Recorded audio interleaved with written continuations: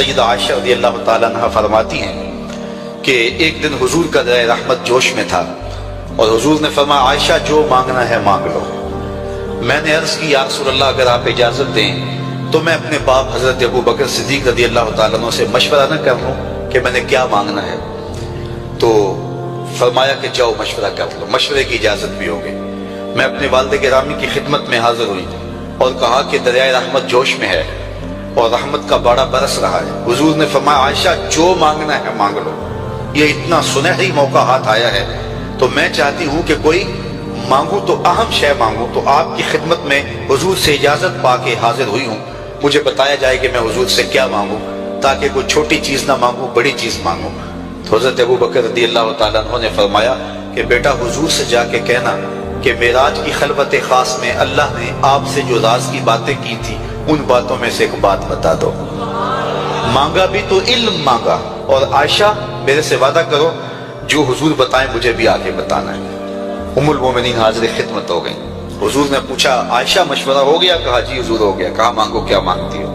کہا حضور معراج کی خلوت خاص میں جب اللہ کے حضور حاضر ہوئے رب نے آپ سے راز کی باتیں کی تو ان باتوں میں سے ایک بات بتا دیں۔ حضور مسکرا پڑے، اس بات پہ مسکرائے ہوں گے میرے یار غار کا انتخاب کیسا ہے، یا اس بات پہ مسکرائے ہوں گے کہ راز کی بات بتا دوں تو راز راز نہ رہا، لیکن وعدہ کیا تھا۔ کہا عائشہ سنو، جب میں قرب خاص میں پہنچا تو میرے مالک نے مجھ سے راز کی جو باتیں کی ان میں سے ایک بات یہ تھی محبوب تیری امت میں سے کوئی شخص کسی شخص کا ٹوٹا ہوا دل جوڑ دے تو میرے اوپر لازم ہے بغیر حساب کے جنت عطا کرو۔ ام المومنین بہت خوش ہوئی اور اپنے والد گرامی سیدنا ابو بکر صدیق رضی اللہ تعالیٰ عنہ کے پاس آئیں اور ساری کہانی سنائی۔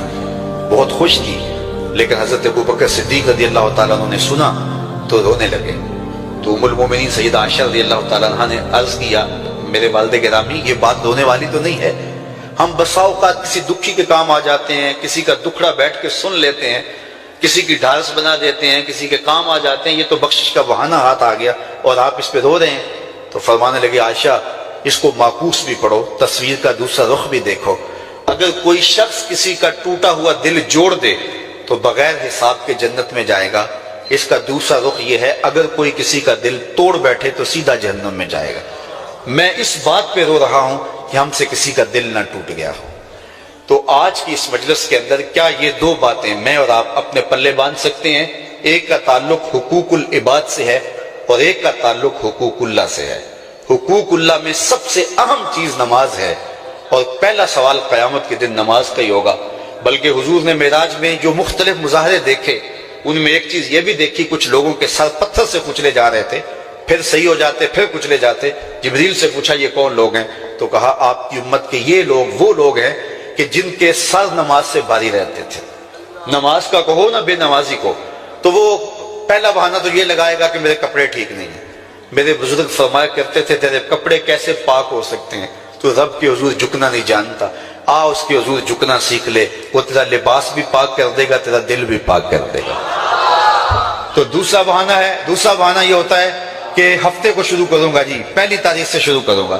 یہ وہ بندہ کہہ رہا ہے، ہفتے کا وقت وہ دے رہا ہے جس کے پاس ایک لمحہ بھی اپنا نہیں ہے، جس کو یہ نہیں پتا کہ اٹھنے والا اگلا قدم کہاں ہوگا۔ وہ کہتا ہے انشاءاللہ ہفتے سے شروع کروں گا، فجر سے شروع کروں گا۔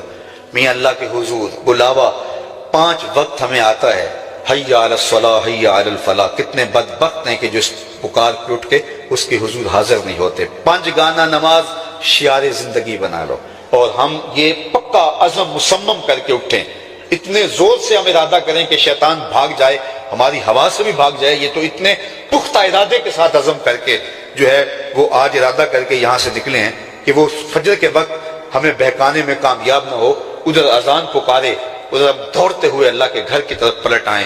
ہم یہ عزم کریں کہ آج کے بعد نماز نہیں چھوڑیں گے۔ اللہ مجھے آپ کو 5 گانا نماز کی توفیق نصیب کرے، اور ہمیں توفیق نصیب کرے کہ ہم کسی کے دل شکستگی کا سامان نہ کریں۔ ٹوٹے ہوئے دل جوڑ سکیں تو ضرور جوڑیں، اور کسی کا دل توڑنے سے ہم گریز کریں اور اپنی زندگی کو ایک خوبصورت